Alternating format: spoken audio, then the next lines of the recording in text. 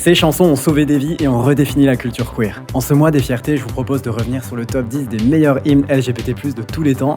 On va les regarder ensemble, on va y réagir et surtout je vais vous raconter tous leurs secrets. C'est parti.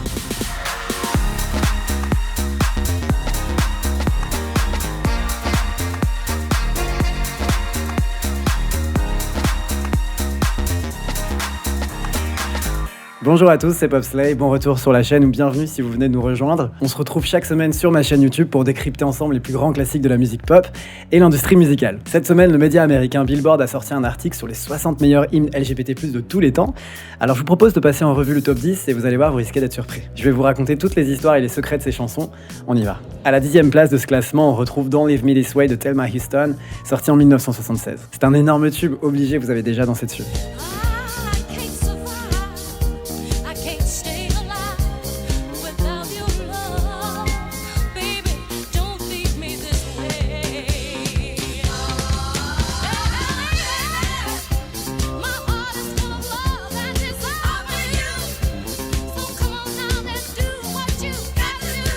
En réalité, cette chanson est une reprise puisqu'à l'origine, Don't Leave Me This Way est enregistrée par Harold Melvin and the Blue Notes avec une ambiance beaucoup plus sobre.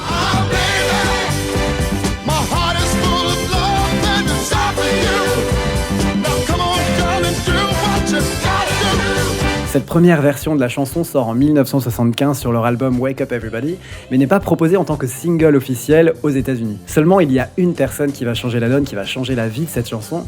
Cette personne, c'est Hal Davis, qui produisait Thelma Houston à l'époque. Pour lui, c'est simple, Don't Leave Me This Way est un tube en puissance. Il l'a fait alors écouter puis enregistrer à Thelma Houston pour son album Anyway You Like It, qui sort en 76.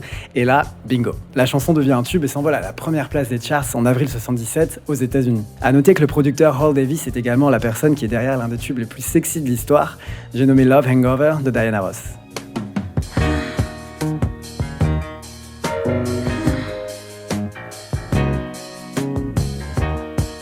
Il s'inspire alors de la structure de cette chanson et l'applique comme un template à Don't Leave Me This Way, et ça marche. La chanson prend alors un virage un peu plus dense, et ce qui est fou, c'est que Thelma Houston a enregistré Don't Leave Me This Way dans le même studio où Diana Ross a enregistré Love Hangover, et elle utilisera aussi la plupart de ses musiciens. Alors maintenant, pourquoi Billboard classe-t-il Don't Leave Me This Way comme étant le 10e meilleur hymne LGBT de tous les temps ? Eh bien tout simplement parce qu'il a été approprié par la communauté comme un chant de ralliement en faveur de toutes ces personnes qui ont malheureusement perdu des amis à cause de l'épidémie de sida à la fin des années 70 puis 80. Ne me quitte pas, je ne peux pas survivre, je ne peux pas vivre sans ton amour.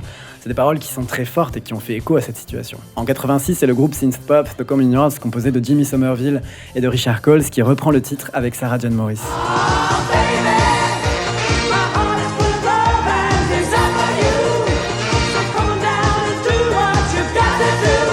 Cette version arrivera à la 40e place du top single aux États-Unis, mais a été un succès monstre au Royaume-Uni. Elle occupera la première place pendant 4 semaines et ce sera la chanson la plus vendue de l'année 86 sur le territoire. On passe à la suite, numéro 9, Robyn avec Dancing on My Own, sorti en 2010.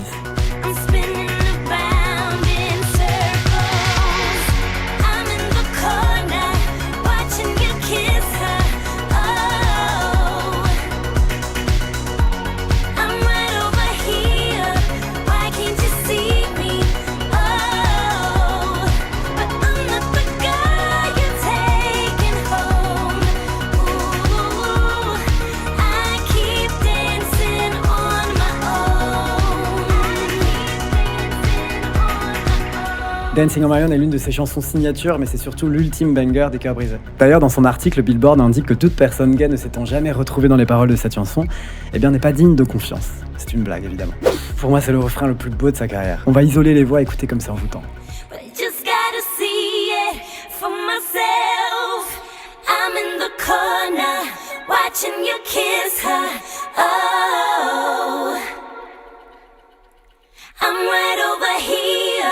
Why can't you see me?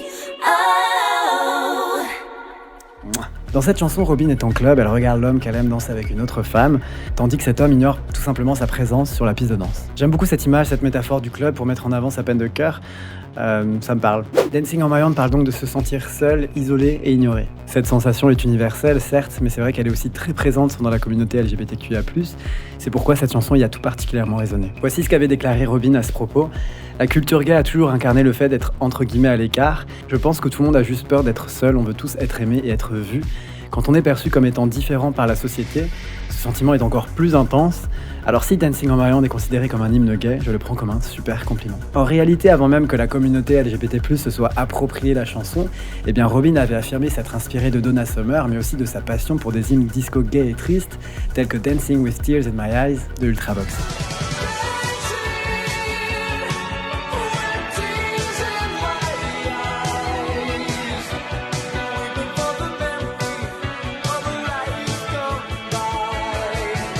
Six ans plus tard, la chanson obtient un regain d'intérêt, puisque Callum Scott décide de sortir un cover de la chanson.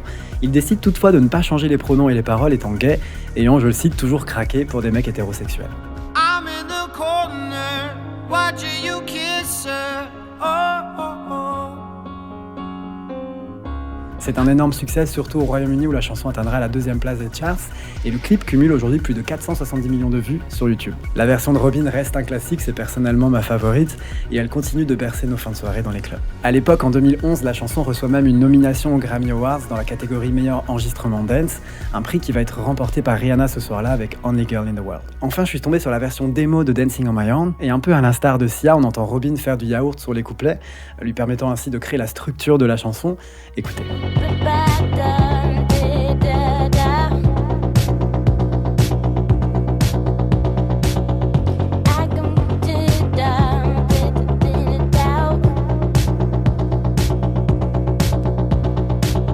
En revanche, on se rend compte que le refrain, lui, était déjà là.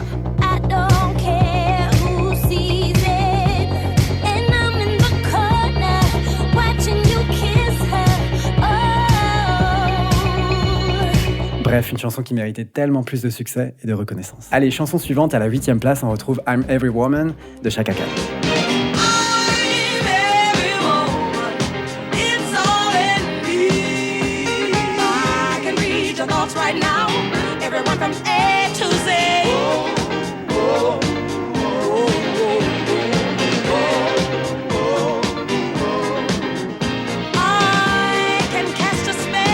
Si vous me suivez depuis un petit moment sur la chaîne, vous devez très certainement savoir que je voue un culte à Chaka Khan. Sa discographie est tellement riche, vous devez très certainement connaître l'un de ses tubes, Ain't Nobody, issu de son alliance avec Rufus. Écoutez.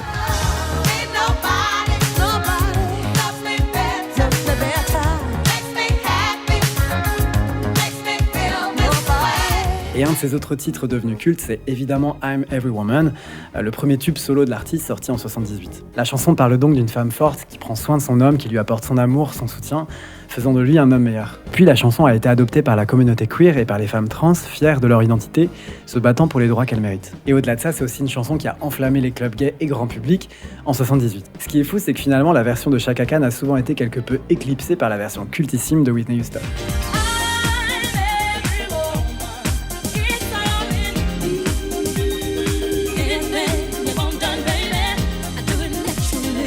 Comme vous le savez sûrement, la reprise de Whitney Houston a été intégrée dans la bande originale de The Bodyguard, qui est pour rappel la bande originale la plus vendue de l'histoire avec plus de 44 millions d'exemplaires écoulés. On passe à la suite, alors celle-ci est plutôt surprenante. Billboard a placé à la 7e place Let's Have a Kiki des Scissor Sisters, sorti en 2012.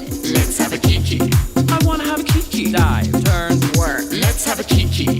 We are gonna serve and work and turn and honey. Ok, je vous avoue ne pas être totalement convaincu par cette place. J'aurais plutôt opté pour Beautiful de Christina Aguilera qu'ils n'ont mis qu'à la 33e place, ou même Small Town Boy des Bronski Beat. Anyway, maintenant qu'est-ce qu'ils appellent a kiki? Ce terme, il est issu de la communauté drag queen. C'est un terme qui permet d'évoquer un bon moment, a kiki. Par exemple, vous pouvez avoir a kiki à une soirée, ou bien même au téléphone avec votre ami, en train de vous raconter les ragots. Bon, je vous l'accorde, en français ça sonne complètement absurde, et je vous invite à mettre votre esprit mal placé sur pause. Bref, l'expression kiki est donc de l'argot LGBT américain, souvent utilisé par le DJ du groupe et par d'autres proches des Scissor Sisters. La chanson s'écrit alors rapidement comme une évidence. Et c'est vrai que la chanson est considérée comme un hymne gay et drag. Il fera fureur d'ailleurs dans les clubs aux États-Unis puisqu'il arrivera en tête du Hot Dance Club Songs. Et 7 ans après la sortie du single, Stephen Dorr estime dans Billboard que Let's Have a Kiki est la première chanson qui vient à l'esprit lorsqu'on pense aux Scissor Sisters. Et c'est plutôt vrai. Mais selon Jack Shears, le succès de la chanson aurait conduit tout simplement à la rupture du groupe. Quand la chanson est sortie et qu'elle a fait ce qu'elle a fait, je me suis dit bon, ça y est, je pense qu'on l'a fait. Je n'avais aucune idée de ce qu'on pouvait faire après ça. J'ai donc pensé qu'après 10 ans d'enregistrement et de tournée, il était temps de se dire au revoir. Ce n'est pas ce que nous avions prévu, mais j'ai pensé que ce serait sympa de finir en beauté. Numéro 6, on retrouve Constant Craving de k.d. lang. J'adore ce titre.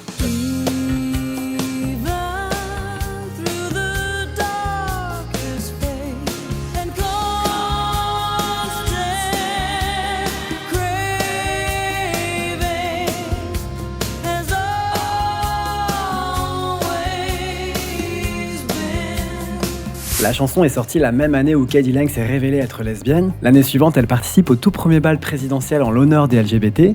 Surnommée The Triangle Ball, k.d. lang a profité de l'occasion pour affirmer qu'elle était gay et en couple. Une dizaine d'années plus tard, la chanson conserve sa place dans la culture lesbienne, puisqu'elle est reprise dans Glee par Naya Rivera, Idina Menzel et Chris Colfer, dans l'épisode où le personnage de Naya Rivera, Santana, fait son coming out auprès de ses parents.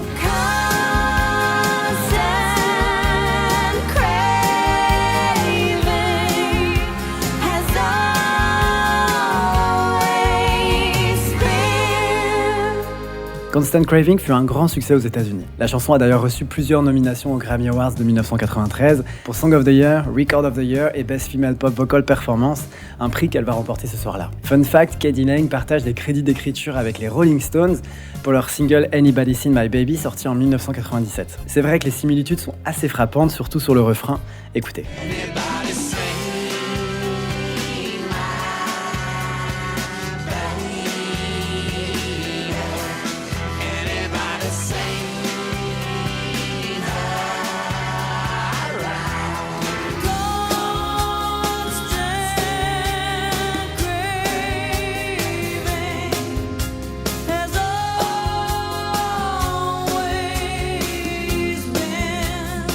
Allez, on passe au top 5 de ce classement, mais avant ça, je vous laisse le temps pour vous abonner à ma chaîne en cliquant juste ici.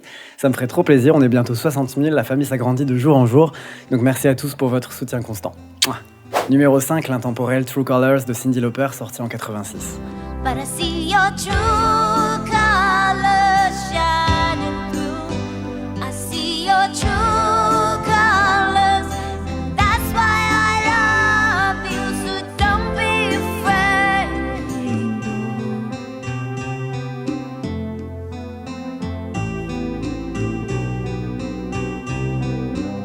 On doit cette chanson à un tandem qui a déjà fait ses preuves, Billy Steinberg et Tom Kelly. Ces derniers sont tout simplement à l'origine de la chanson phare du deuxième album de Madonna, Like a Virgin. True Colors part de regarder sous la surface pour voir réellement à quoi ressemble une personne. C'est une ode à la tolérance et à l'affirmation de soi dans un monde qui est parfois sans pitié. La chanson a ensuite pris une signification toute particulière pour la communauté LGBT, qui est représentée par un drapeau arc-en-ciel. Cyndi Lauper, ayant toujours défendu les droits des LGBT, fut ravie de voir que la chanson ait trouvé un écho auprès de cette communauté.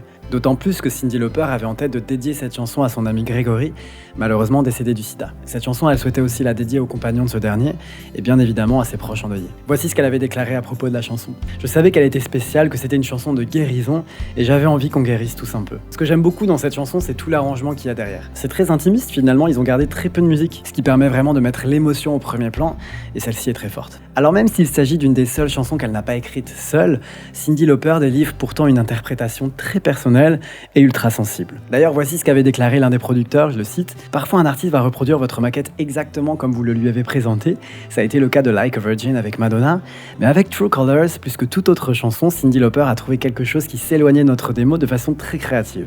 Tom et moi étions sur un petit nuage quand on a entendu son enregistrement parce que c'était bien plus audacieux que notre maquette, elle a fait un très beau boulot. » En 2007, Cyndi Lauper lance le True Colors Tour dans le but de soutenir les droits des homosexuels et de lutter contre les crimes de haine. Et en 2008, Cyndi Lauper a également lancé le True Colors Fund, plus tard rebaptisé True Colors United, qui défend les jeunes LGBT. Il travaille avec les différentes communautés pour s'assurer qu'ils aient tous un toit. Numéro 4, Vogue de Madonna, sorti en 1990.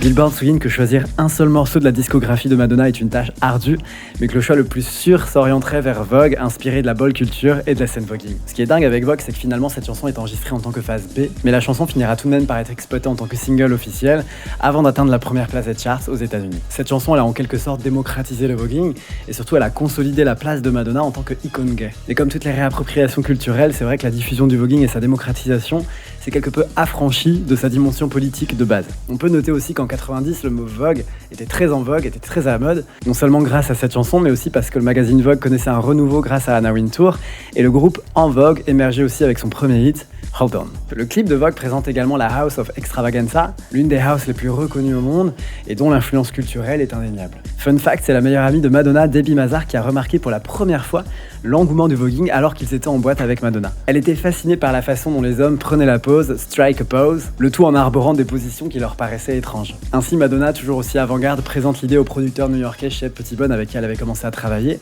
et ils commencent à écrire ensemble cette chanson. On peut noter qu'au moment du lancement du single, Madonna était au sommet de sa carrière, Vogue devait fonctionner et clairement il a surpassé toutes les attentes. Vogue a dominé les charts dans plus de 30 pays, se vendant à plus de 6 millions d'exemplaires dans le monde. C'était d'ailleurs l'un des singles, voire le single le plus vendu de 90 dans le monde avec Nothing Compares to You de Sinéad O'Connor. Vogue est un classique de la pop culture, un hymne à l'évasion. Sa performance la plus iconique reste évidemment celle des VMA en 90. On y voit Madonna habillée avec la robe que Glenn Close portait dans Les Liaisons Dangereuses, sortie en 88. L'idée même de porter cette robe lui est venue en jouant aux charades avec ses danseurs. Elle et son équipe étaient en tournée à Nice pour le Blonde Ambition Tour, et l'une des charades était Les Liaisons Dangereuses. Madonna s'est alors tournée vers l'un de ses danseurs et lui a dit « Tu sais que c'est très Vogue, ça ?» Madonna racontera aussi que les claques des éventails qui rythment la chanson et ont rendu cette prestation si populaire, n'étaient pas prévues de base. Pendant l'une des répétitions, un danseur a fait claquer son éventail, et Madonna a décidé d'en faire l'un des fils conducteurs de cette performance. Allez, on passe au top 3 avec Gloria Gaynor et I Will Survive, sorti en 1978.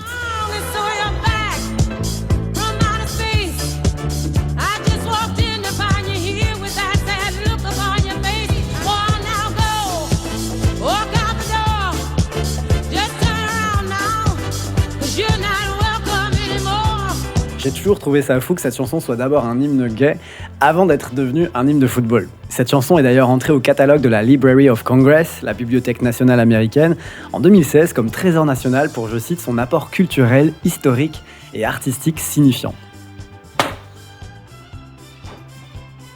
Girl. On soulève vos potes. I Will Survive, c'est l'histoire d'une femme abandonnée qui refuse de retomber dans les bras d'un homme qui l'a trompée. Elle refuse de reprendre la vie avec lui, elle s'est émancipée et elle n'est plus dépendante des hommes. Yes girl. I grew strong, je suis devenue forte. It took all the strength I had. Ça a nécessité toute la force que j'avais. Finalement, I Will Survive, c'est une chanson sur l'empowerment. Et c'est vrai que ce sont des propos qui ont tout particulièrement fait écho à la communauté LGBT. Pourquoi ? Parce qu'on y entend aussi un chant de résistance. Je survivrai, I Will Survive. Et ce, malgré les discriminations qui ne cessent, et ce, encore aujourd'hui. I Will Survive prend alors cette couleur militante et politique qui ne lui était pas forcément destinée de base. Une chanson devenue culte et pourtant son destin aurait pu être totalement différent. Lors de l'enregistrement de la chanson, toutes les personnes présentes et impliquées savaient que I Will Survive était la piste supérieure. Le problème, c'est que cet avis n'était pas partagé par le président du label. Ce dernier lui préfère Substitute, qui est donc la phase A, et I Will Survive est la phase B.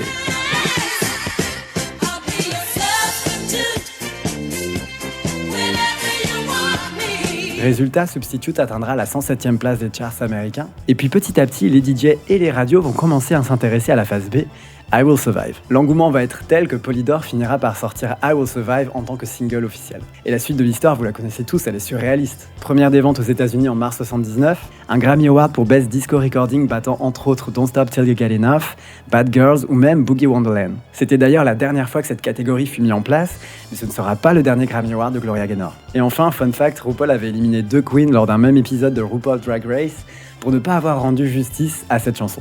Numéro 2 de ce classement, I'm Coming Out de Diana Ross, sorti en 1980.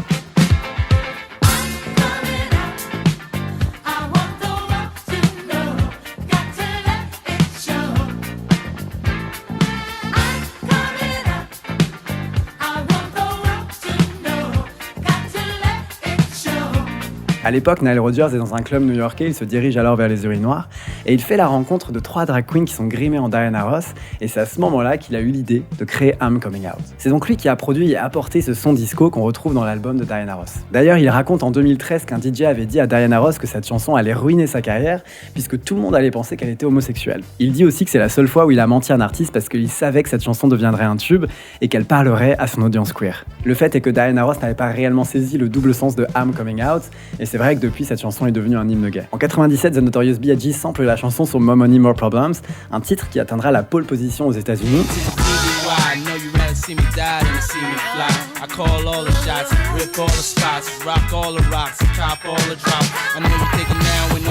Et en 2014, elle est également samplée par Ariana Grande sur son album My Everything, sur le titre Break Your Heart Right Back.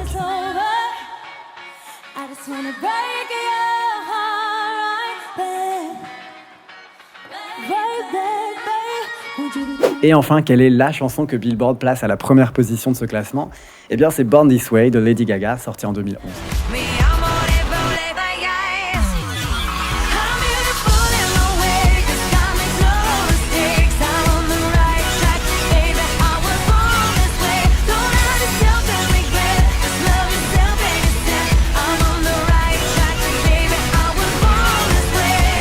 2011, c'est l'année du grand retour de Lady Gaga avec Born This Way, un hymne sur l'amour, la tolérance et l'égalité. La première fois qu'elle entonne le refrain de cette chanson, c'est sur la scène des VMAs, où elle triomphe ce soir-là, rappelez-vous.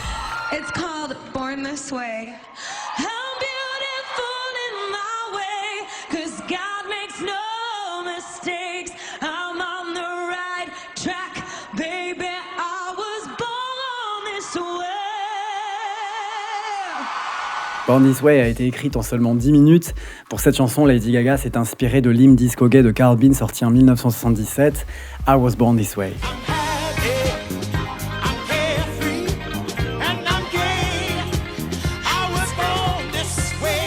En février 2011, la chanson débute directement numéro 1 des ventes aux États-Unis. Et j'aime beaucoup les influences gospel à la fin du titre.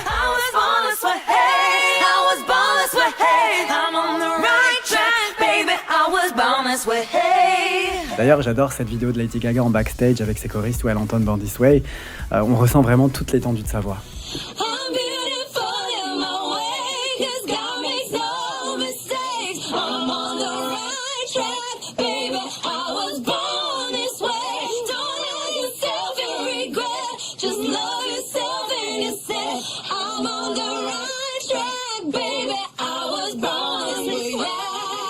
Et puis rappelez-vous aussi cette version country qui avait été enregistrée sur les routes de sa tournée.